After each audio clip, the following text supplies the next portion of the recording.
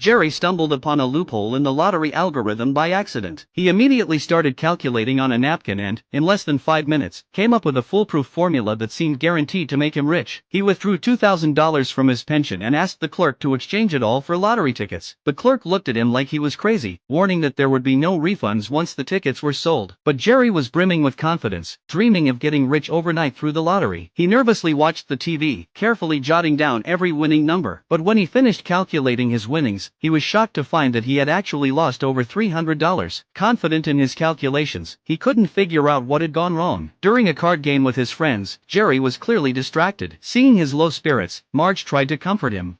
Good luck happens, same as bad. Jerry suddenly realized that he had just been unlucky last time. The larger the sample size, the more likely he could ensure a profit. Seeing that the clerk didn't understand, he took out a coin. If you flip a coin 1,000 times, you might get 60% heads. But if you flip it 5,000 times, the probability will be much closer to 50%. In short, the more samples you have, the closer the results will be to the theoretical probability. This time, Jerry went even further, taking out his life savings. He secretly exchanged $8,000 for lottery tickets without telling Marge. When his friends brought up the lottery, Jerry felt a pang of guilt, but he also saw it as a chance to gauge Marge's attitude towards it. We're not lottery people. Nah, it's probably for the best. You know, there are some people who blow thousands on those things.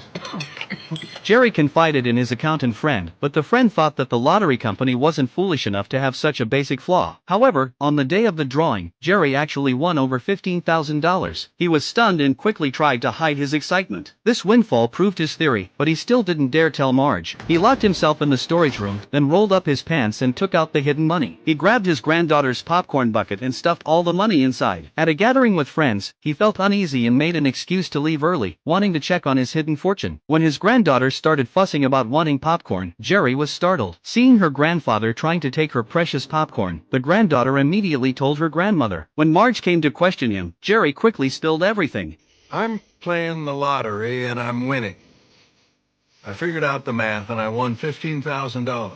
He had expected her to be furious, but to his surprise, she got more and more excited as she listened. Retirement was boring, and she had been looking for something fun for the two of them to do. They hit it off and their life was reignited with passion. They eagerly went to the lottery station, planning to bet all the $15,000 they had just won. But at that moment, Jerry suddenly realized that the Surefire lottery tickets were gone. The clerk told them that to get the same tickets, they would have to drive for over 10 hours to another town. Instead of giving up, this challenge only made them more excited and eager. They took off on a spontaneous road trip in their old car, holding hands like they were teenagers again. When they arrived at the convenience store, they asked for 8,000 lottery tickets, which stunned the owner. He hadn't sold that many tickets in years, and just printing them would take over 8 hours. But retired people have plenty of time. They helped the owner with the work, and by evening, all 8,000 tickets were printed. Without resting, they spent the whole night checking the winning numbers on the tickets. After a whole night of counting, You made $21,043.